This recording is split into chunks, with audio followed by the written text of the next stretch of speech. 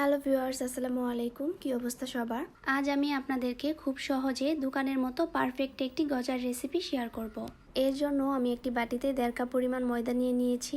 এরপর এর মধ্যে দিয়ে দেব 1/2 চা চামচ লবণ আর 2 টেবিল চামচ তেল।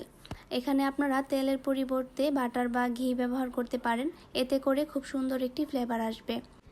এরপর হাত দিয়ে খুব সুন্দরভাবে সবকিছু মিশিয়ে নেব। খুব ভালোভাবে হাত দিয়ে ডলে ডলে এই কাজটি করতে হবে। একটু সময় নিয়ে এই কাজটি করার চেষ্টা করবেন, এতে করে ময়দার সাথে তেল খুব ভালোভাবে মিশে যাবে। হাত দিয়ে মুঠ করলে যখন জমাট বেঁধে যাবে এবং হালকা একটু চাপ দিলে ভেঙে যাবে, তখন বুঝতে হবে মেশানোটা পারফেক্ট হয়েছে। এরপর অল্প অল্প পানি দিয়ে একটি ডো তৈরি করে নেব। একবারে বেশি পানি দিতে যাবেন না, তাহলে কিন্তু ডো নরম হয়ে যাবে, তাই অল্প অল্প করে পানি অ্যাড করবেন। দেখতেই পাচ্ছেন ডোটা কেমন হয়েছে। এইবার আমি 10 মিনিটের জন্য এটাকে ঢেকে রেখে দেব। 10 মিনিট পর আমি এই ডোটাকে আরও কিছুক্ষণ ময়ান করে নেব। খুব ভালোভাবে ময়ান করে নিতে হবে। ডোটাকে কিছুক্ষণ ভালোভাবে ময়ান করার পর এর থেকে সমানভাবে কয়েকটি টুকরো করে নেব। এরপর একটি নিয়ে নেব এবং লম্বা করে একটু বেলে নেব। দেখতেই পাচ্ছেন আমি কিভাবে বেলে নিচ্ছি। আর এটা কিন্তু পাতলা করা যাবে না, একটু ভারী করে বেলতে হবে। এরপর একটি কাঁটা চামচের সাহায্যে এর মধ্যে ফুটো করে নেব।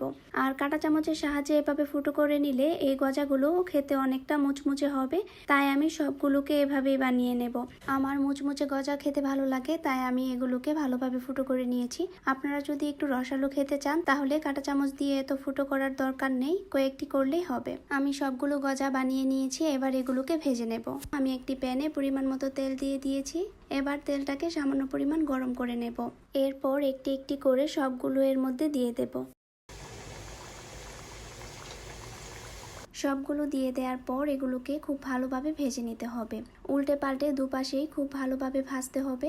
আর অবশ্যই চুলার আঁচ মিডিয়ামে রাখতে হবে। চুলার আঁচ বাড়িয়ে দিলে উপরে খুব দ্রুত কালার চলে আসবে আর ভেতরটা পারফেক্ট হবে না, তাই একটু সময় নিয়ে মিডিয়াম আঁচে এই গজাগুলোকে ভেজে নেব। কিছুক্ষণ ভাজার পর দেখতেই পাচ্ছেন এর কালারটা চেঞ্জ হয়ে গিয়েছে। এবার আমি এগুলোকে তেল থেকে তুলে নেব।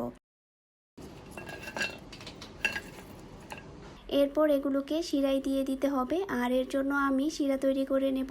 আমি এখানে 1 কাপ চিনি দিয়ে দেব এবং এর মধ্যে দিয়ে দেব 1 কাপ পানি এবং 3টি এলাচ। চিনিটা খুব ভালোভাবে গলে গেলে এবং 2 থেকে 3টি বলক আসলেই বুঝতে হবে চিনি শিরাটা তৈরি হয়ে গিয়েছে।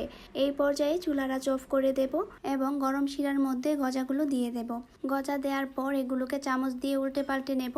আর অবশ্যই চেষ্টা করবেন গরম শিরার মধ্যে গজা দেওয়ার। আপনারা যদি রসালো গজা খেতে চান, তাহলে কিছুক্ষণ শিরার মধ্যে ডুবিয়ে রাখবেন, কিন্তু আমি ডুবিয়ে রাখবো না। চামচ দিয়ে উল্টে পাল্টে এগুলোকে তুলে নেব। আমি আপনাদেরকে একটি ভেঙে দেখাচ্ছি এর ভেতরটা কেমন হয়েছে আর কতটা মুচমুচে হয়েছে। ভালোভাবে ঠান্ডা করে এয়ারটাইট বক্সে রেখে 7 দিনের মতো আপনারা এগুলোকে সংরক্ষণ করতে পারবেন। আজকে এই পর্যন্তই। সবাই সুস্থ থাকবেন, ভালো থাকবেন। আল্লাহ হাফেজ।